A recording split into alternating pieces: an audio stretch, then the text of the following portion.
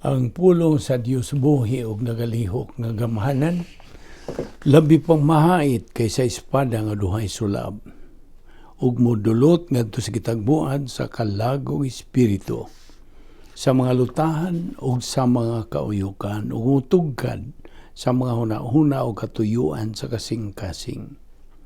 Ang tibuok nga kasulatan gipaginhawa sa Dios, ug may kapuslanan alang sa pagpanudlo, alang sa pagpamadlong, alang sa pagpanulid, ug alang sa pagmatuto sa pagkamatarong, aron ang tao sa Dios mamahingpit, masinangkapan, alang sa tanang maayong buluhaton. Paningkamuti pagayo ang imong kaugalingon sa pagpakita sa tubangan sa Dios ingon nga iyang nahimutan, usa ka magtatrabaho nga dili kinahanglan magakaulaw, nga sa hustong paagi magapanudlo sa pulong sa kamatuoran. 2 Timothy 2:13 and 19. If we are faithless, he remains faithful. He cannot deny himself. Nevertheless, the solid foundation of God stands, having this seal: the Lord knows those who are his, and let everyone who names the name of Christ depart from iniquity. 1 Corinthians 1:9, God is faithful, by whom you are called into the fellowship of his Son, Jesus Christ our Lord. 1 Thessalonians 5:24, he who calls you is faithful, who also will do it. Psalm 36:5, your mercy, O Lord, is in the heavens, and your faithfulness reaches to the clouds. Before we start our Bible study nining adlaw, samas nandan atong himuon karon ang atong pagsugid sa atong tanan nga mga salang nahimo nining adlaw. Ngadto sa tubang sa Dios nga amahan. So let's use now the principle of 1 John 1:9, which says, if we confess our sins, God is faithful and just to forgive us our sins and to cleanse us from all unrighteousness. Now, alang kanimo higalang wala pa'y kaluwasan, tumuo ka kang Ginoong Hesus, ug ikaw maluwas. Acts 16:31. Busa, magandam ta sa atong tagsa kakalag, nining higayuna, magampot ta sa hilom.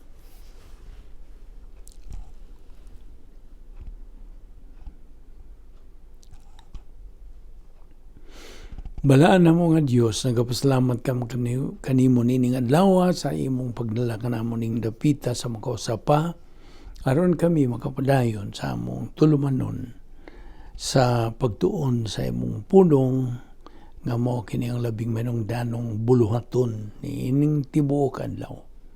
Salamat o Dios uban ni kami sa among pagpadayon sa pagtuon sa imong kamatuoran. Pinagis pagtudlo ka na mo sa balang Espiritu Santo sa imong mga kamatuoran. Kining tanan akong gipasalamatan sa ngalan ni Ginoong Hesukristo. Amen.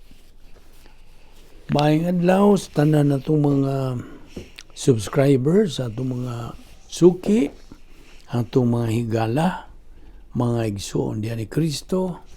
Welcome na usab kaninyong tanan.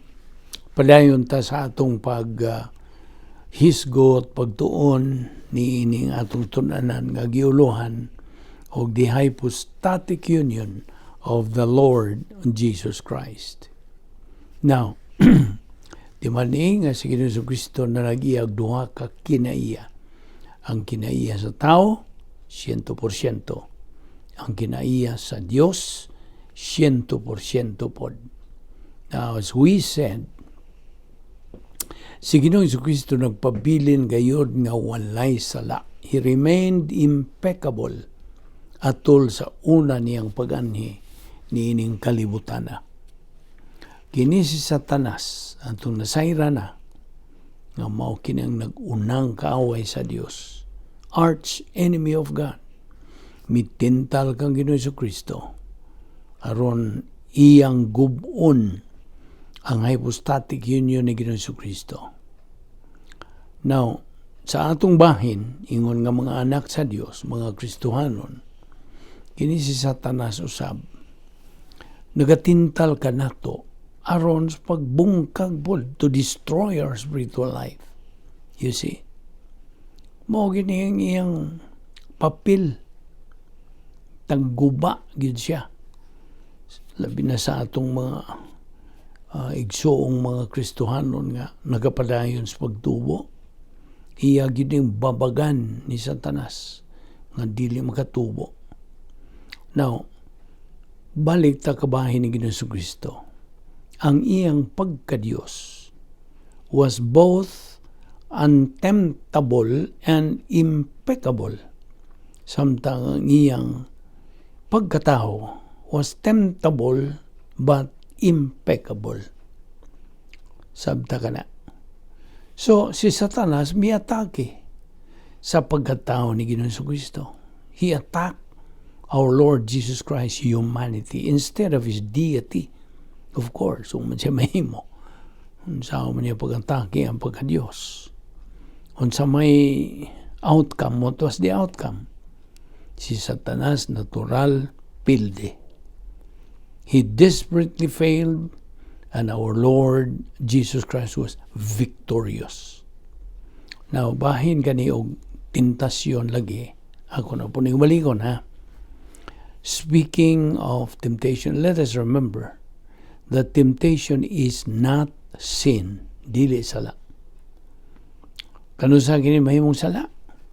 When we succumb or consent to do that sin. So, when you consent to sin, that is when it becomes sin. Sabta gina. Inom-dumi gina kanunay. Kaya binimo, when we talk about our Lord's hypostatic union, kung sukamod pa siya, hadihi sakam sa atake ni Satanas, ang iyang mga tentasyon, naguba na unta ang iyang hypostatic union. His hypostatic union would have been destroyed and devastated o di gyud mo makabot, di gyud ta maka unsa tagamtam og kaluwasan. Our salvation would not have been possible. So, sayod kita nga ang atong Ginoong Jesucristo, nagasalig lang siya sa pagka-omnipotente sa Diyos nga Espiritu Santo ingon sa iyang pagkatao as humanity. Ginamit niya ang mga espirituhanong mga kasangkapan samtang siya nagapuyo kanunay dito sa iyang prototype divine dynasphere. So mo to akong gingon nimo nga he emptied himself, putting aside his divine attributes, the doctrine of kenosis kana. Now, diyan sa Hebreano 9:14, it was the power of God, the Holy Spirit, that enabled our Lord Jesus Christ to reach His objective ng maong krus. Mao gyud. Mao kadto ang nakapakabot niya. Our Lord Jesus Christ had that personal love for God the Father, of course. Huwag ginamuha. So He became the Lamb of God who taketh away the sin of the world. Sabi niyo mo, what made our Lord Jesus Christ qualified to be the Savior? Be, ato kining labason sa itong marunduman. Unsay nakapamanluluwas niya. Unsay nakakalifikar kang Ginoong Kristo nga maoy manluluwas. Una, wala siya ay original nga sala ni Adan. Wala siya mahitak din ini. Gawas pa, wala siya ay kinaiyang magasasala. Usab siya matak din ini. Ikatulo, gyud siya makabuhat og bisag gamay na lang nga sala. Wala. Unsa pa? Na nag-iya siya og hingpit nga pagkamatarong. He possessed plus R. God's perfect righteousness. O, unsa pa, siya lamang ang bugtong sakop sa kaliwatan sa tao nga hingpit. He was the only perfect member of the human race. Walay bisag kinsa. So mo na, nga siya lamang ang bugtong manluluwas sa kalibutan. No one else. That is our Savior. Kita ni mo? Yes, 2 Corintios 5:21. Nagaingon kini. For He, kining He din, He is God the Father. For He hath made Him, ni Ginoong Kristo, to be sin for us. Na, gimakasasala sa Diyos kamahan si Ginoong Kristo, who knew no sin. Wa gyud siya kasayuran bahin sa sala, that we might be made the righteousness of God in Him. Now, ang atong Ginoong Kristo gimatarong, justified God's perfect righteousness. Mao kana justification. Ikaduha, He reconciled man to God. Iyang gipasig uli ang tao ngadto sa Dios. Mao kanay reconciliation. He redeemed. He purchased man from the slave market of sin. Mao na redemption. Okay? Ang umbalikon, justified God's perfect righteousness, that is justification. He reconciled man to God, that's reconciliation. He redeemed, purchased man from the slave market of sin, redemption. Now, adto ta sa Hebrehanon 2:14. O kinina ka na yun.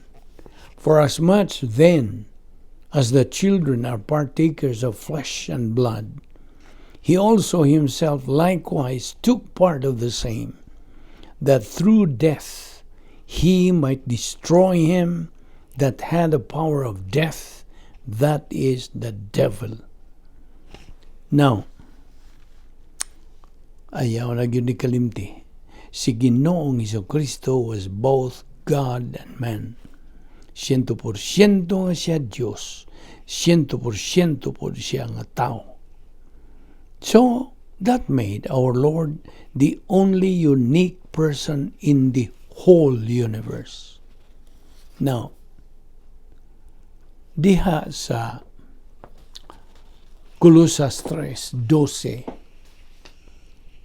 nagaingon kini, nagsugod kini sa pag-ingon sa Ingles, put on. Now, kining put on, nahimo ka nga pinili sa Dios, elect of God, eklektos, mo na'y Grigo nga pulong, eklektos. Kini nagkahulugan og pinili, gipili, o napili. Meaning, chosen, elected, or election, which is applied to the believer. Kita, nga mga magtotoo, we can be described as chosen, elected or election. You see, all believers are chosen, pinalabi or pinili.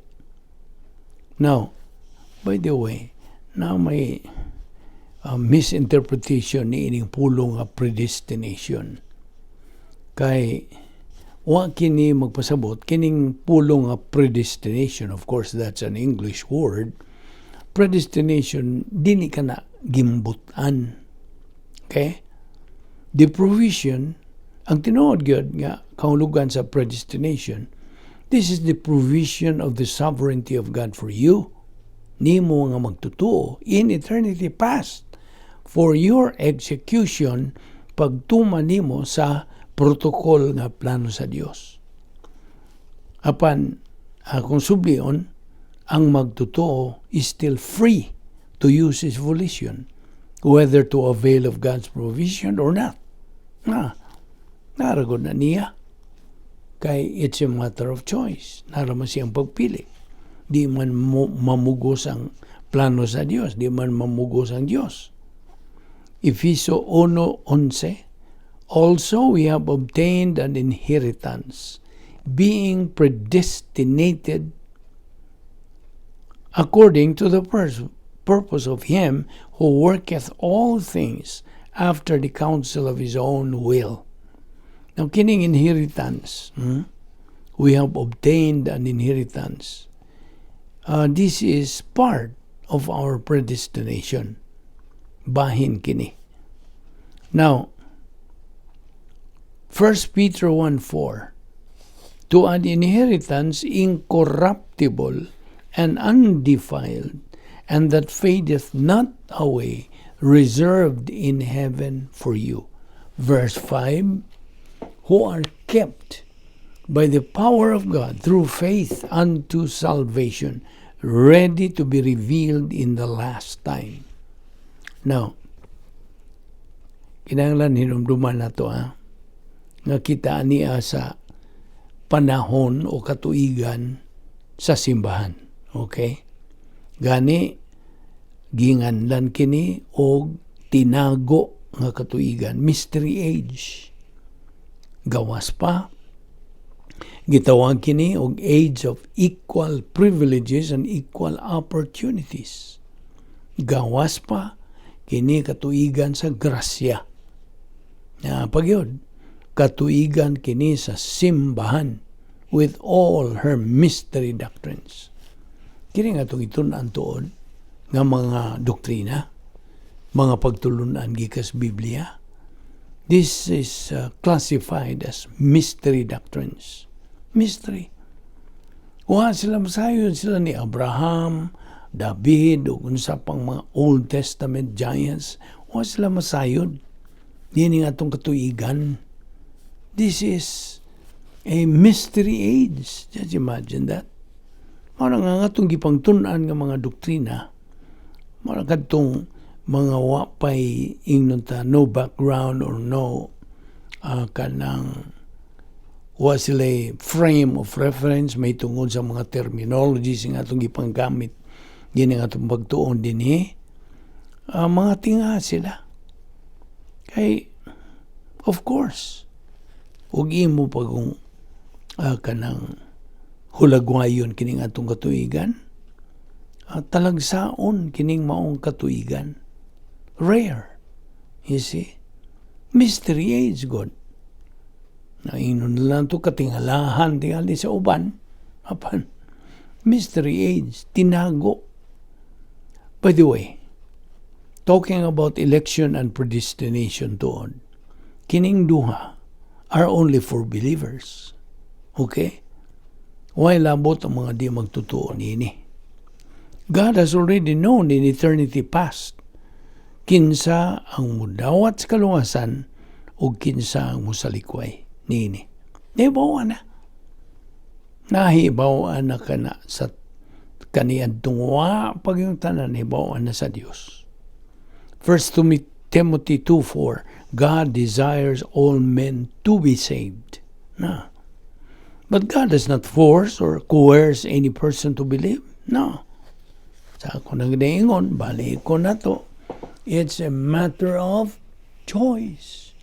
Naranas kabubuton sa tao. Naranas siyang pagpili.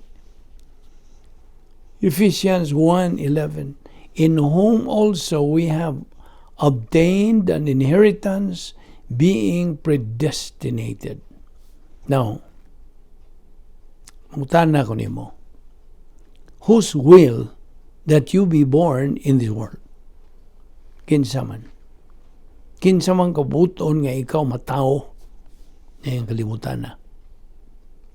Be, tuba ka na gusto, ha? Kinsa man, mayon din ka ang Ginoo. Ang tinuod nga tubag niini, ang imong mga ginikanan. Gusto? Ilang kabuton nga ikaw matao ng kalibutan na. Apan bantay, whose will that you be alive in this world? Nalain, anak. Kaya kana, ang Diyos na, ang may kabubuton nga ikaw mabuhi ng kalibutan na. Okay? So ngayon, kalibog, ha? Whose will that you be born in this world? Your parents. But whose will that you be alive in this world? Ang Diyos. Ang election o predestination, alang lamang kini sa mga magtotoo, ha? These are only for believers. Unbelievers have nothing to do with these two. Wala. Sorry to tell you. Believers had already been prepared. All the necessary assets for them. Aron ilang matuman gayud ang plano sa Dios sa ilang kinabuhi. Kining necessary assets din actually mo ni ang gitawag natong portfolio of invisible assets. Kaya binimo ato na puding balikon sa pagpahinumdum nimo nga ang Kristohanong paagis pagkinabuhi, the Christian way of life is a supernatural way of life. Dili kasagaran. And as such, it requires a supernatural way of execution. Unsa man ang mga requirements to execute this supernatural way of life? Well, routine, organized life, true scale of values, making good decisions from a position of strength, persistency, and then perseverance. Diba nitong Hebrewanon 11:1? Faith is the substance of things hoped for, the evidence of things not seen. Now, og ayaw gyapon kalimti kining atong kanunay gayud nga pagpahinumdom kanimo kabubuton sa Dios nga kita magatubo dias grasya ug kahibalo sa atong Ginoong Hesukristo. 2 Peter 3:18 kana. Okay? So Ephesians 1:4-5, having predestined us, He chose us before the foundation of the world. 2 Corinthians 5:17, therefore, if any man be in Christ, he is a new creature. Old things are passed away. Behold, all things are become new. Now, ako ning gipang kutlo na pod kining mga bersikulo dinhi aron sa ingon niya na magpabiling labas kanunay sa atong panumduman. Sabta gina. So, Romans 8:28 pod atong pahinumdum nimo. God works all things together for good. Dili kay all things work together for good sayo. Kaya ang corrected translation gyud ning Roma 8:28 mao kini. God works all things together for good. Now, ayaw in town pag basuli ang Diyos. Ayaw basuli siya. Do not say, please do not, why did God let this happen to me? Kung naanay mo abot ng mga katalagman, mga kapildihan, mga unsa na, mga kapaitan sa imong kinabuhi, mudayon kag basol sa Dios. Ngano maning gitugutan man ni sa Dios ang kinabuhi? Kaya binimo, consequence will be good when you make a right decision, right? Kasabot ka? Na ay resulta sa mga maayong desisyon. Na po resulta sa mga dili maayong desisyon. You see? Kay gituman man lang ta sa prinsipyo sa bersikulo diha nag-ingon nga what you kanang unsa imong gipugas mao po imong anihon. What you reap or what you sow is what you reap. Mao man yun. So consequence will be good when you make a right decision. Just as consequence will be bad when you make a bad decision. Ang technical word ni ining consequence mo ni gitawag natong law of volitional responsibility. balaod kini sa tulubagon sa kabuton. Kaya ang tao god, produkto ron siya sa desisyon. Basta, produkto rin siya.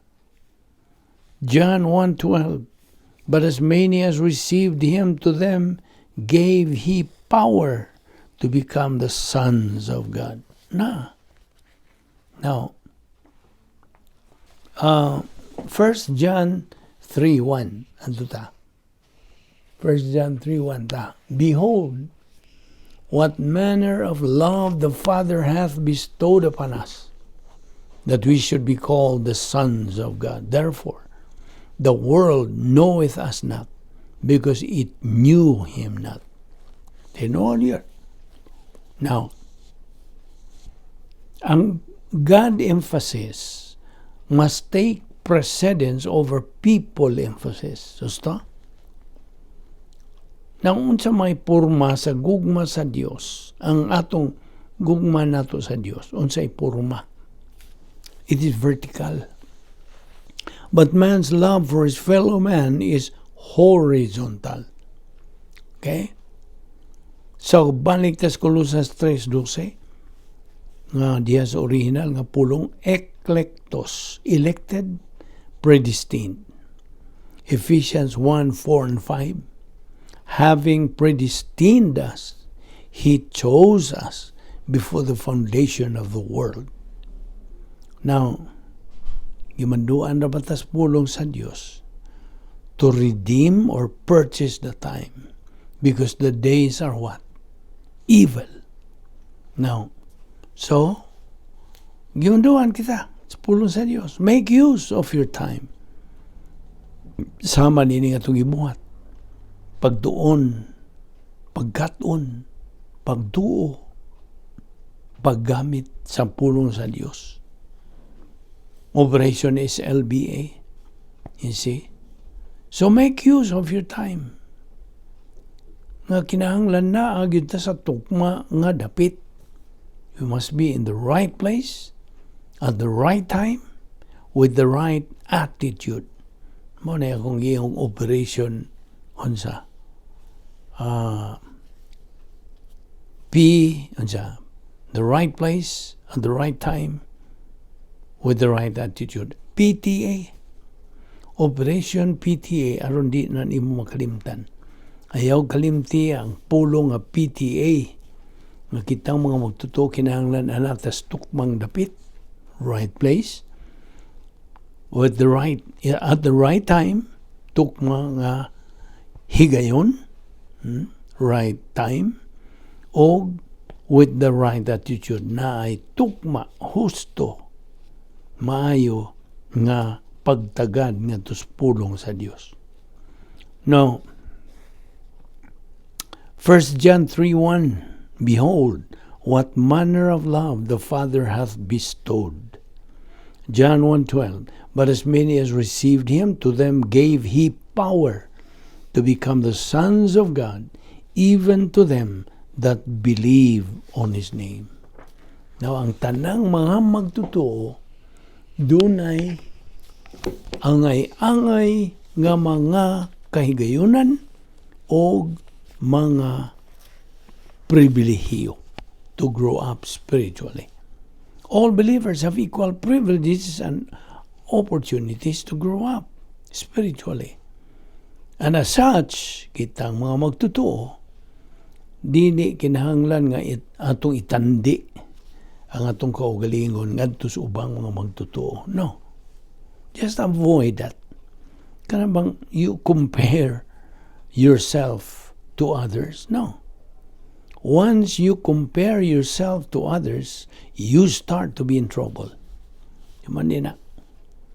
Like what happens to kining mga nangahungog na gyud nining Facebook, this Facebook craze. Now, you know how this also karon? You know how disadvantageous this Facebook thing to our spiritual life? Now, of course, na may mga kayuhan pod di kanyana. Okay? Apan, kung mao naging imong pakadakan, you make it as your priority, you are in big trouble. So, Ephesians 3:20, now unto him that is able to do exceeding abundantly above all that we ask or think, according to the power that worketh in us. Remember our goal. Unsa atong goal? Mutana ko nimo, unsa to ang atong common goal, ang ato kayong tumong, atong objective, ingon nga mga magtotoo. Our goal is spiritual maturity. Now, di man nga niya nining katuigan sa simbahan, ha? Our age is the church. It is a unique period or age. Kaya ata sa equal privileges and equal opportunities. Niining maong katuigan, gimanduan kitang mga magtotoo, nga adto kita magapuyo dito sa sulod sa atong operational divine dynasty, the means of fulfilling the protocol plan of God. Maora na higayon nga kita magatuman sa protocol nga plano sa Diyos atong kinabuhi. Apart from it or outside of it, dili kita makaunsa tuman sa protocol nga plano sa Diyos. Kitang mga magtotoo, losers or winners, are all provided by God equally. Pantay-pantay, angay-angay yun. The equal portfolio of invisible assets. Itang mga magtotoo are going to be evaluated, diba? During the judgment seat of Christ. Bima seat ka na. Human gyud sa pagsakgaw sa simbahan. Banhaon kitang mga magtotoo. Wa gyoy excuse o inunta pangulipas. All have no excuse not to be a winner in the spiritual life. But again, it's all a matter of choice. Diniho na nato hununga kini ato ipadayon kini ugma sa atong hisgot pa og dugang nga mga punto sa doktrina bahin ining atong uluhan nga hypostatic union of the Lord Jesus Christ. Magampo ta.